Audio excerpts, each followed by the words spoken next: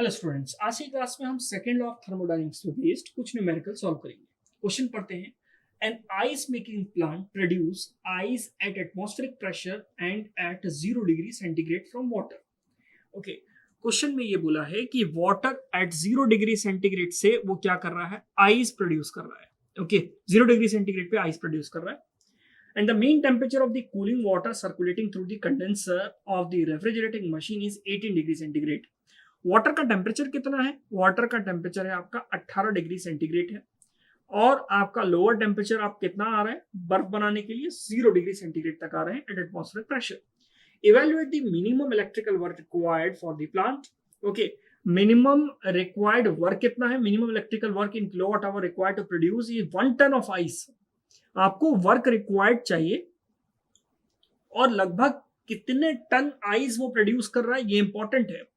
1 ton ice produce कर रहा है, मींस मास दिया है आपको 1 टन।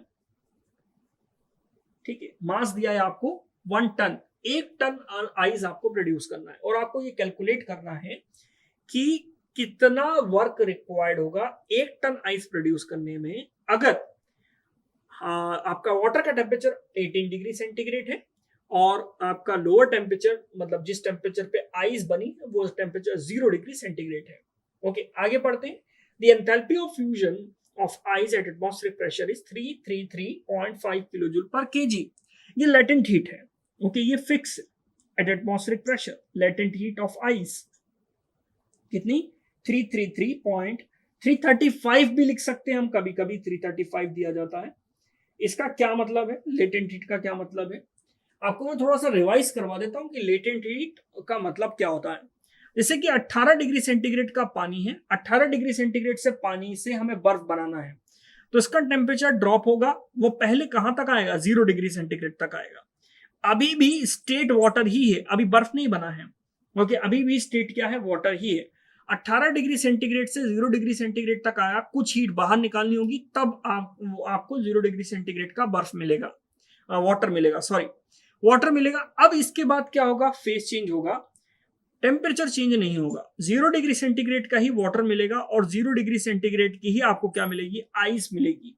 यहां पर फेज चेंज होता है, टेम्परेचर चेंज नहीं होता, फेज में बदलाव आता है। इस दौरान जितनी हीट आपको बाहर निकालनी है 0 डिग्री सेंटीग्रेड वाटर को 0 डिग्री सेंटीग्रेड आइस में कन्वर्ट करने के लिए, उसी का नाम क्या होता है? Latent heat. और ये latent heat atmospheric pressure fix होती है 335 किलोजूल पर केजी। मतलब 1 केजी वाटर 0 डिग्री सेंटीग्रेड पर है तो 1 केजी आइस बनाने के लिए आपको 333 किलोजूल हीट अगर आप बाहर निकाल देंगे उससे, तो आपको क्या मिल जाएगी? आइस मिल जाएगी। क्लियर है? अब क्वेश्चन में आपसे वर्क पूछा है तो आपको क्लियर कट समझ में आ रहा होगा। यहां पर आप क्या कर सकते हैं? सीओपी का फॉर्मूला अप्लाई कर सकते हैं और उससे आप कैलकुलेट कर सकते हैं वर्क। ओके, देखिए सीओपी का जो फॉर्मूला है वो फॉर्मूला क्या है? Desired effect upon work input. Desired effect upon work input. COP का formula desired effect upon work input है। अब क्वेश्चन में आपको Q1 Q2 नहीं दिया, दो फॉर्मूला है इसके। फॉर्मूला क्या है? Q2 divided by Q1 minus Q2। एक फॉर्मूला ये है। दूसरा फॉर्मूला आपके पास है lower temperature divided by higher temperature minus lower temperature, ये भी एक फॉर्मूला है। ओके, अब देखिए इसमें आप अगर ब्लॉक डायग्राम बनाए तो इस तरह का ब्लॉक डायग्राम है। ये रेफ्रिजरेटर है, ये आपका लोअर टेम्परेचर है और ये है हायर टेम्परेचर, ये वर्क इनपुट है। ओके, यहां से Q2 बाहर निकल रहा है और Q1 आपका रिजेक्ट हो रहा है, डंप हो रहा है एटमॉस्फेयर में। ये आपका रेफ्रिजरेटर है। क्या ये? रेफ्रिजरेटर। अब देखिए सीओपी आपको कैलकुलेट करना है तो ये फॉर्मूला तो हम अप्लाई नहीं कर सकते, आपको पता ही नहीं है Q1 Q2 क्या है, तो आप टेम्परेचर का फॉर्मूला लगा दीजिए। COP is equal to lower temperature 0 degree centigrade है, इसमें 273 प्लस कर दीजिए तो केल्विन में बदल जाएगा। ये 273 केल्विन। 18 डिग्री सेंटीग्रेड है, इसमें 273 प्लस कर दीजिए, ये किसमें बदल जाएगा? केल्विन में। 291 केल्विन। ओके, 291 केल्विन रख दीजिए इसमें। यह आ जाएगा 273 kelvin divided by 291 minus 273 kelvin. Okay, इसको आप सॉल्व करेंगे तो आपको सीओपी मिल जाएगा और सीओपी सॉल्व करने के बाद कितना आ रहा है? 15.2। आपको वर्क निकालना है वर्क कैलकुलेट करना है आपको, तो वर्क कैलकुलेट करने के लिए आप फॉर्मूला लगाइए, सीओपी इज इक्वल्स टू आप लिख सकते हैं desired effect upon work input, ये लिख सकते हैं आप desired effect upon work input 15.2 ये आपका सीओपी है is equals to Q2 divided by work input. अब अगर आपको वर्क इनपुट निकालना है तो वर्क इनपुट निकालने के लिए आपको कितनी हीट बाहर निकालनी पड़ेगी वो कैलकुलेट करना होगा। तो कितनी हीट बाहर निकालनी है, 18 डिग्री 0 डिग्री सेंटीग्रेड का बर्फ आपको बनाना है। तो 0 डिग्री सेंटीग्रेड का बर्फ आपको बनाना है तो आप क्या करें, इसमें कितनी हीट आपने बाहर निकाली वो कैलकुलेट कर सकते हैं।